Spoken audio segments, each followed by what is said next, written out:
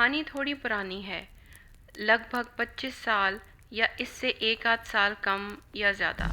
لاہور شہر ایسا نہیں تھا جیسا اب ہے۔ پولوشن کم تھی کیونکہ لالچ کم تھا۔ جی، میں دلوں کی پولوشن کی بات کر رہی۔ کرائمز اتنے ہی تھے مگر طریقہ واردات مینول ہوتا تھا، ورچوئل نہیں۔ واٹس ایپ کا کام محلے کی کچھ خواتین کرتیں اور ہر خبر بنتے ہی پھیلانے کے کام پر لگ جاتی، اور ہر کوئی اس کو پھیلاتے ہوئے سسپینس کا ایک آدھ عنصر پیدا کرتا جاتا، تو شام تک ایک اینٹ تقریباً آدھی دیوار بن جاتی اور خبر اپنی ترقی پر فخر کرتی محسوس ہوتی۔ ہماری نانی اماں سمن آباد کے علاقے میں رہتی تھیں۔ میں نے اور میرے بڑے بھائی نے اپنے بچپن کا کافی حصہ نانی اماں کے گھر گزارا۔ کہانی کا وہ حصہ جو میں آپ کو سنانے جا رہی ہوں، اس وقت میں 9ویں جماعت میں پڑھتی تھی اور میرا بھائی 2nd ایئر میں تھا۔ نانی اماں اور ماموں نانا ابو کے پاس کچھ عرصے کے لیے مسقط جا رہے تھے۔ نانا ابو مسقط میں کام کرتے تھے اور ان دنوں بیمار تھے۔ گھر کے اوپر والے پورشن میں کرایہ دار رہتے تھے۔ کہانی کے سسپینس کو دوبالا کرنے کے لیے پہلے اس گھر کا نقشہ دھیان سے سمجھ لیں، جو کہ تقریباً 50 سال پرانا تھا۔ گھر ایک بنگلہ نما مکان تھا۔ اس وقت باتھ روم اٹیچ نہیں بلکہ باہر صحن میں بنا کرتے تھے۔ پتہ نہیں کیوں مگر شاید وہ لوگ نڈر ہوتے تھے۔ ہم تو 2 بجے بچپن میں جب بھی پانی پینے کچن میں گئے، لازمی ایک بھوت ہمارا پیچھا کرتا تھا۔ شاید وہ لوگ رات کو باتھ روم میں نہیں جایا کرتے تھے یا ان کے ہاں بھوت نہیں ہوتے تھے۔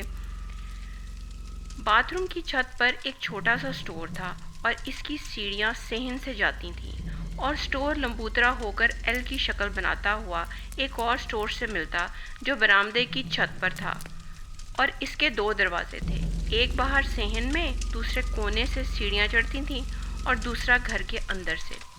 وہ نیچی چھت والا سٹور تھا جس میں موسمی سامان، اناج کا ذخیرہ ہوتا، جبکہ واش رومز کے اوپر جو سٹور تھا وہ فالتو سامان سے بھرا ہوتا۔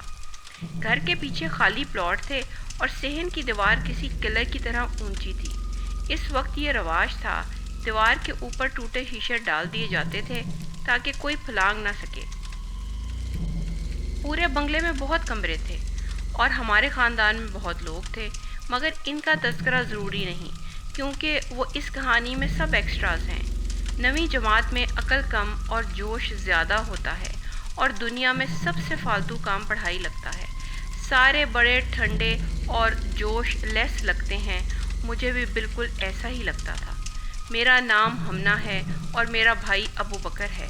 یہ کہانی ہمنا اور ابو بکر کی ہے اور اس کا مقام نانی اماں کا بنگلہ ہے، اور یہ عقل کی کمی اور جوش کی زیادتی والے 2 بچوں کا سسپینس تھرلر ہے جس کا انجام ٹھنڈے اور جوش لیس بڑوں کی سلواتیں اور لان تان ہے۔ نانی اماں اور ماموں جاتے وقت اماں کو کہہ گئے، ابو بکر کو کہنا مہینے میں ایک آدھ بار چکر لگاتا رہے۔ کرایہ دار کی بیوی ہر ہفتے لڑ کر ایک ہفتہ اپنی ماں باپ کے گھر رہنے چلی جاتی ہے، اور وہ اس ہفتے مکمل آزادی مناتا ہے اور راتوں کو بھی گھر نہیں آتا۔ آج آتے ہوئے پرانے بنگلے ہو آنا اور شام سے پہلے گھر آ جانا۔ اماں نے صبح کالج جاتے ہوئے بھائی کو کہا، اماں میں بھی جاؤں گی اگر یہ گیا تو؟ میں نے بڑے لاڈ سے کہا، بالکل نہیں۔ اماں نے دبکا۔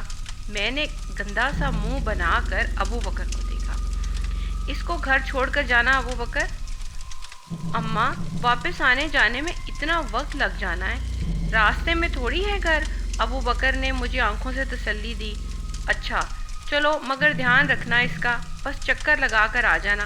15 دن ہو گئے اماں کو گئے ہوئے، پتہ نہیں ندیم کی بیوی میکے ہوئی تو بنگلہ بالکل خالی ہوگا۔ اماں اچھی طرح دیکھ کر آئیں گے نا؟ کچھ وقت تو لگے گا، اب باہر سے دروازہ تو نہیں دیکھ کر آ جانا، میں نے خوشی خوشی کہا۔ اماں نے برتن دھوتے ہوئے لمبی سی ہوں کی، جس کا مطلب تھا کہ اپروول ہے۔ ابو بکر نے بائک کو کک لگائی اور مجھے اسکول چھوڑتا ہوا کالج کی طرف نکل گیا۔ وہ ہمیشہ مجھے کور کرتا، مگر آپ یہ نہ سمجھ لینا کہ ہم کوئی مثالی بہن بھائی تھے، ایسا کچھ بھی نہیں تھا۔ ہم بالکل نارمل بہن بھائی تھے جو بیک وقت بہترین دوست اور دشمن ہوتے۔ واپسی پر پرانے بنگلے پر بائک روکی تو دروازے پر بڑے سے تالے نے ہمارا استقبال کیا۔ اوئے چھوٹی، چابی پکڑی تھی اماں سے؟ ہاں نا، میں نے اسکول بیگ کی اندر والی پاکٹ سے چابی نکال کر بھائی کو دی۔ ہم کو پرانے بنگلے کی سب سے پرکشش چیز وہ ایل شیپ سٹور لگتا تھا۔ جب بھی موقع ملتا اس کو ضرور پھرولتے تھے اور کوئی نہ کوئی دلچسپ اور پرانی چیز ضرور مل جاتی تھی۔ میں تو نانی اماں سے پوچھ کر اس کو اپنی کلیکشن میں ایڈ کر لیتی اور ابو بکر کچھ نہ کرتا، بس جو چیز پسند آتی اس کی تصویر بنا لیتا۔ ابو بکر لاک کھول چکا تھا۔ کچھ دیر گیلری چلیں؟ میں نے بہت امید بھرے انداز سے اس سے پوچھا۔ اس سٹور کو گھریلو زبان میں ہم گیلری کہا کرتے تھے، ویسے اس نام کی تاریخ سے ناواقف تھے، مگر پھر بھی ہم یہ بات کہا کرتے تھے۔ پہلے بنگلے کا چکر لگا لیں؟ ابو بکر نے کہا۔ تم کمرے دیکھو، میں پیچھے سے ہو کر آتا ہوں۔ میں کمرے دیکھ کر پچھلے صحن میں پہنچی تو ابو بکر پریشان کھڑا تھا۔ چھوٹی، یہ سٹور کا باہر والا دروازہ کس نے کھولا؟ اوف، کھلا ہے؟ میں نے پریشانی سے پوچھا۔ ہاں، میں نے اوپر جا کر دیکھا تھا، تالا بند نہیں ہے بلکہ کھلا ہے۔ اندر گئے؟ میں نے پوچھا۔ نہیں، جواب آیا۔ ہم سے کھلا رہ گیا یا؟ میرا دل دھک دھک کرنے لگا۔ اندر جانے سے ہم دونوں ہی ڈر رہے تھے۔ ابو بکر نے کہا، یہیں رکو، اور پھر وہ 10-12 سیڑھیاں چڑھ کر اوپر گیا اور دیوار سے پچھلے پلاٹ کی طرف جھانکا۔ وہ جگہ بالکل خالی تھی اور کسی چیز کا کوئی اثر نہیں تھا۔ جب وہ مڑا تو میں بھی سیڑھیاں چڑھ گئی۔ تم نیچے رکو، اس نے کہا۔ نہیں، مجھے ڈر لگ رہا ہے، میرا دل دھک دھک کر رہا ہے۔ کواڑ کھول کر دیکھتے ہیں، ابو بکر نے کہا۔ نہیں، میرے منہ سے بے اختیار نکلا۔ یہ کرنا پڑے گا، اندر سے دیکھنا پڑے گا، ورنہ ہم باہر سے تالا نہیں لگا سکتے، ابو بکر نے کہا۔ میں نے ابو بکر کا بازو زور سے پکڑ لیا۔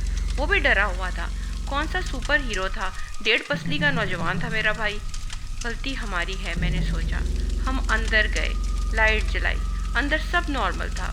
آگے گئے تو دوسری گیلری میں کچھ چیزیں ان ارینج لگیں، مگر ہم یقین سے چیزوں کی ترتیب کے بارے میں کچھ نہیں کہہ سکتے تھے، اس لیے ہم جلدی سے باہر نکل آئے، تالا لگایا اور نیچے اتر کر صحن سے برآمدے میں آنے لگے تو میری نظر گیلری کی کھڑکی پر پڑی اور مجھے صاف لگا کہ کوئی پیچھے ہو گیا ہے۔